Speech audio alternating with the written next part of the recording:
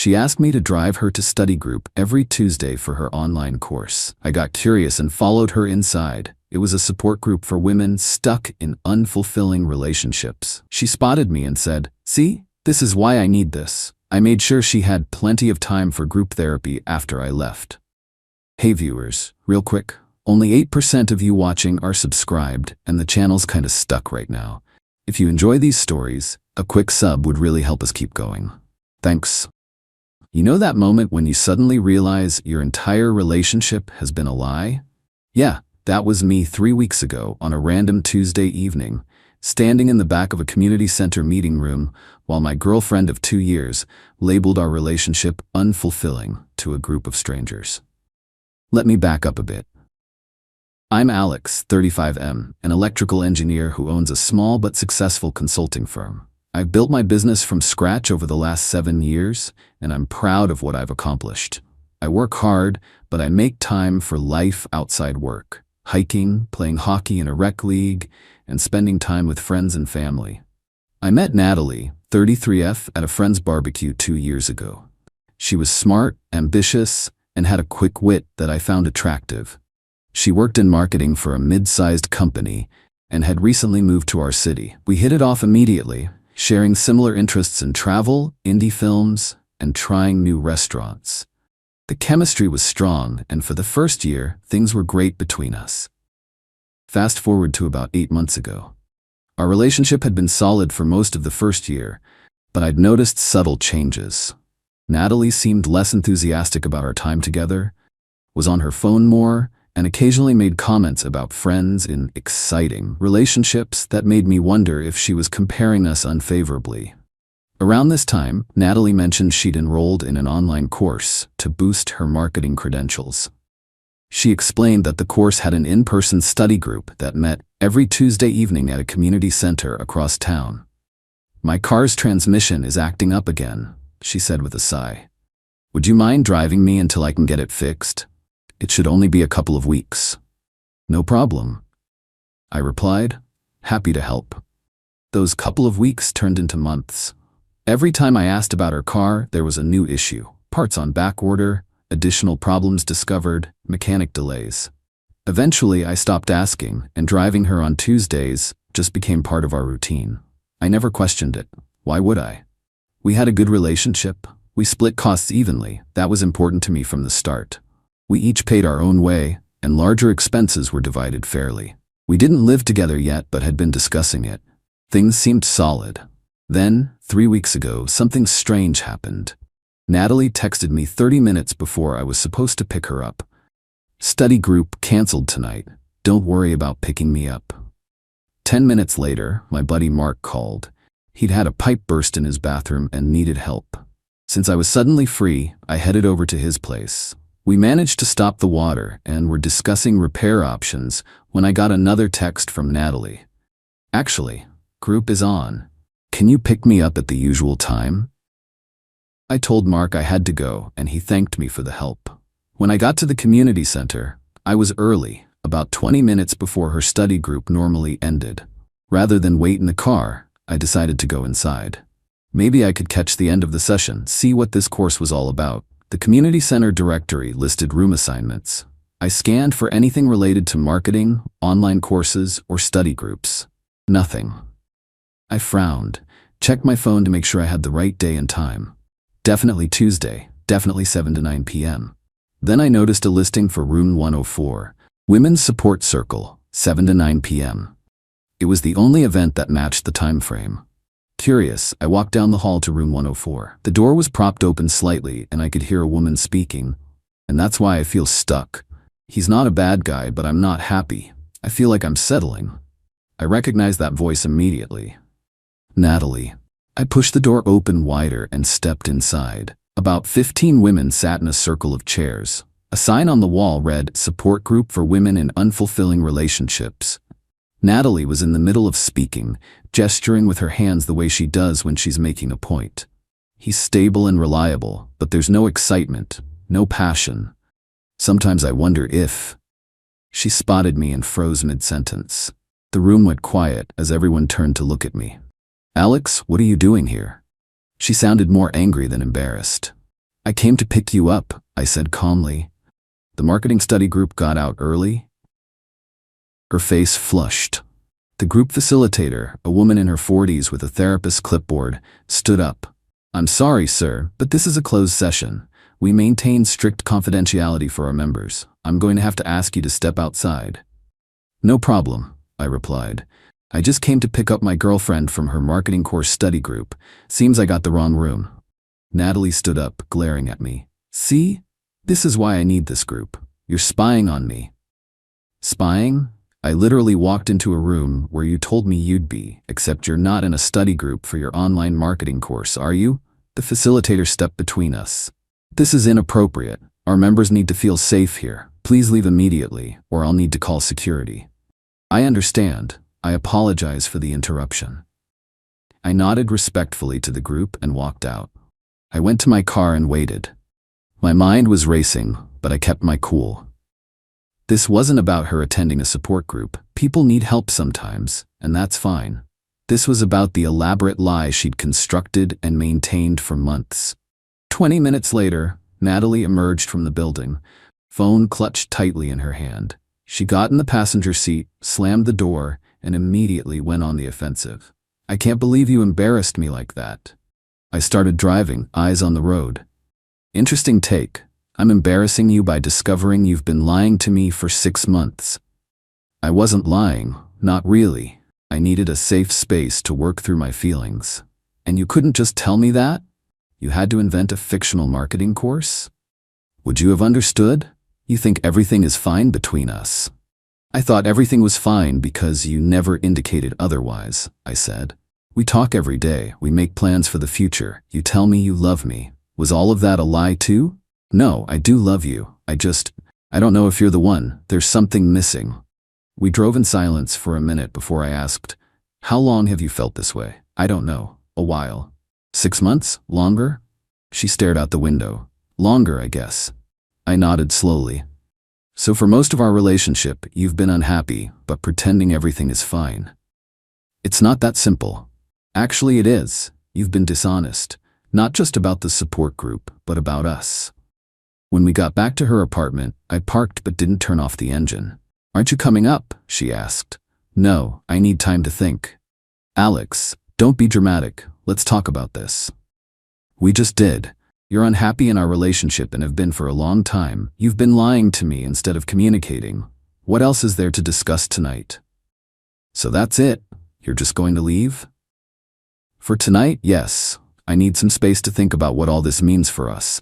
I'll call you tomorrow. I didn't call her tomorrow, or the next day. I needed time to process everything and decide what I wanted to do. She called and texted multiple times, alternating between angry messages about how I was punishing her and tearful apologies. On the third day, I finally answered her call. We need to talk, I said, in person. Are you free this evening? Yes, she said, sounding relieved. My place? No, let's meet at Riverfront Park. 6 o'clock. I chose a public place deliberately. I wanted neutral territory, and I didn't want this conversation happening at either of our homes. When I arrived at the park, Natalie was already sitting on a bench overlooking the river. She dressed up and was wearing the perfume she knows I like. Classic manipulation tactic. I sat beside her, maintaining some distance. I've given this a lot of thought, I began. Me too, she interrupted. Alex, I'm so sorry about all this. I should have been honest with you. The group was just a way for me to work through some issues. It doesn't mean I don't love you. Let me finish, I said firmly. I've thought about this, and I've come to a decision. We're done. Her face fell. What? No, Alex, please. It was just a stupid support group. It's not about the group. It's about the lying. It's about the fact that you've been unhappy for most of our relationship, but chose to lie about it instead of talking to me. It's about the fact that you were telling strangers about our problems before you'd even admit to me that problems existed. I made a mistake. Everyone makes mistakes. This wasn't a mistake. A mistake is a momentary lapse in judgment. This was a deliberate deception that you maintained for months, and it revealed something important about our relationship. It's not what I thought it was. I can change. We can work on this. I shook my head. That's not what I want. I want a partner who sees me as their equal, who communicates honestly with me, who doesn't view our relationship as settling. I deserve that, and frankly, so do you. So that's it? 2 years down the drain because I joined a support group? No, 2 years down the drain because you've been pretending to be happy with me when you weren't. I'm not interested in being someone's safe option while they look for something better. She started crying, which I expected. When that didn't work, she switched to anger. You're not even willing to try? This is exactly why I needed that group. You're so cold and logical about everything. I'm being clear about what I want and don't want. That's not cold, it's honest. Something you might want to try. I stood up. I've boxed up the things you left at my place. You can pick them up anytime this weekend. I'll leave them with the doorman. Your spare key is in there too. What about my coffee maker and the painting we bought together? She asked, suddenly focused on possessions. The coffee maker was a gift from you to me for my birthday. It stays. The painting, I paid for it, but you can have it if you want, let me know. As I walked away, she called after me. You'll regret this. You won't find someone like me again. I turned back briefly. That's the plan. The next day, I changed the locks on my condo. Not because I thought she'd do anything malicious, but because it was time for a fresh start. I also contacted the concierge at my building to remove her from the visitor pre-approval list. Clean break. Over the next week, I received dozens of texts and calls, which I mostly ignored. The few I responded to were strictly about logistics, when she could pick up her things, confirming that she got them, etc. The most telling message came about 10 days after our breakup. She texted, I talked about us at group yesterday. Everyone thinks you're being unreasonable. I replied, perfect. Now you'll have plenty to discuss at your sessions. Enjoy the support. Then I blocked her number. 2 weeks after the breakup, I ran into Megan at the coffee shop near my office. Megan wasn't exactly Natalie's friend. She was the girlfriend of one of my hockey teammates, and she and Natalie had become friendly when we used to hang out as a group. I nodded politely, expecting her to ignore me or give me the cold shoulder. Instead, she stopped by my table. Hey Alex, how are you doing? I'm good, thanks. You? She hesitated. Good. Listen, I just wanted to say, I'm sorry about how things went down with you and Natalie. Thanks. These things happen. Yeah, but she lowered her voice. The way she's talking about it isn't exactly accurate. She's making it sound like you flipped out because she was getting therapy. I shrugged. People tell themselves what they need to hear. Well, I know there was more to it. Jake mentioned that Natalie was complaining about your relationship to him and me months ago. She would say things like, it's just temporary, or I'm still figuring out what I want whenever we'd ask about your future plans. I always felt uncomfortable hearing it, but I didn't feel it was my place to say anything. That stung, but it also confirmed I'd made the right decision. I appreciate you telling me, Megan, but honestly, it doesn't matter anymore. We're both better off moving forward. She nodded. For what it's worth, I always thought you two were mismatched. You were building a life. She's still figuring out what she wants. We said our goodbyes, and I finished my coffee, thinking about what Megan had said. It aligned with what I'd already suspected. Natalie had viewed our relationship as a placeholder, something to pass the time until something better came along. A month after the breakup, I got an email from Natalie. The subject line read, Closure. Alex, I've been doing a lot of thinking about us and what went wrong. I realize now that I wasn't fair to you. The support group was supposed to help me figure out if my feelings were valid or if I was just afraid of commitment. I should have been honest with you from the start. I started seeing a therapist last week, and she suggested I take responsibility for my actions, so that's what I'm doing. I'm sorry for lying to you. I'm sorry for not appreciating what we had. You were right to end things. I hope you're doing well. Natalie, I read it twice, then sent a brief reply. Natalie, thank you for your email. I accept your apology and wish you the best with your therapy and future relationships. Take care. Short, polite, final. No need to rehash the past. 3 months post-breakup, I was having dinner with my friend Chris and his wife Shannon when they casually mentioned they'd seen Natalie the previous weekend. We ran into her at that new restaurant downtown, Shannon said. She asked about you. Chris nodded. She seemed different, more subdued. Said something about how she'd made a mistake and realized too late that what looks boring from one angle might actually be stability from another. I took a sip of my drink. Interesting perspective shift. You're not thinking of giving her another chance, are you? Shannon asked, looking concerned. Not a chance. That chapter is closed. They both looked relieved. Good, Chris said, because we've invited Elise from Shannon's work to our barbecue next weekend. She's new in town, smart as hell, and Shannon thinks you two might hit it off. No pressure, Shannon added quickly. Just two cool people who might enjoy meeting each other. I considered it for a moment. Sure, why not? I'm open to meeting new people. And I was. The breakup with Natalie had been a wake-up call in many ways. I'd invested 2 years in someone who had been fundamentally dishonest about her feelings and expectations. But rather than making me bitter or distrustful, the experience had clarified what I wanted in a partner and what I wouldn't tolerate. 6 months later, I was leaving my building when I spotted Natalie waiting by the entrance. I hadn't seen her since the breakup, and she clearly had been waiting for me to emerge. Alex, hi, she said, looking nervous. Natalie, what are you doing here? My tone wasn't hostile, just matter of fact. I was hoping to catch you. I've been thinking about us a lot, and I realized... She paused, gathering her thoughts. I realized that I never really gave our relationship a fair chance. I was always looking for something more exciting instead of appreciating what we had. I see. I've been in therapy, real therapy, not just a support group. For the past few months, it's helped me understand why I always chase the new and exciting instead of valuing stability. I think I self-sabotage because I'm afraid of being hurt.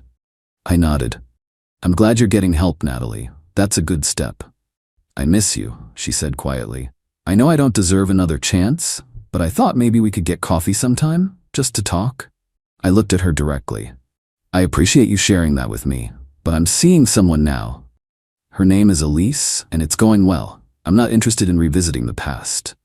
Her face fell. I understand. I needed you to know that I recognize what I threw away. I hope your therapy continues to help you, Natalie. I genuinely wish you the best. As she walked away, I felt a sense of closure I hadn't realized I still needed. Later that evening, as Elise and I were having dinner at my place, I told her about the encounter. She was waiting outside my building, I explained. Wanted another chance. Elise, a pediatric surgeon I'd met at Chris and Shannon's barbecue, considered this. How did that make you feel? Honestly, validated, but not tempted. Elise smiled. You know, my ex used to call me boring too. He said my work schedule was predictable and my hobbies weren't exciting enough. Then he left me for a skydiving instructor. Seriously. Yep, lasted 3 months before he realized that adrenaline junkies make exciting dates, but terrible partners. I laughed. What happened to him? Last I heard, he was dating a librarian. As we continued our evening, I thought about how differently things might have turned out if I hadn't discovered Natalie's deception that night at the community center. I might still be driving her to her study group every Tuesday, still believing we had a future together, still being the reliable but boring boyfriend she settled for while looking for something more exciting. Instead, I found someone who saw reliability as a strength rather than a consolation prize. Someone who communicated honestly and valued the same things I did. Someone who was building a career, saving children's lives. Hardly boring, just different priorities. In Natalie's case, I made sure she had plenty of time for her support group sessions. Permanent time. And judging by our brief encounter, she was still figuring out what she wanted. Me, I already had it, and I didn't need a support group to know it.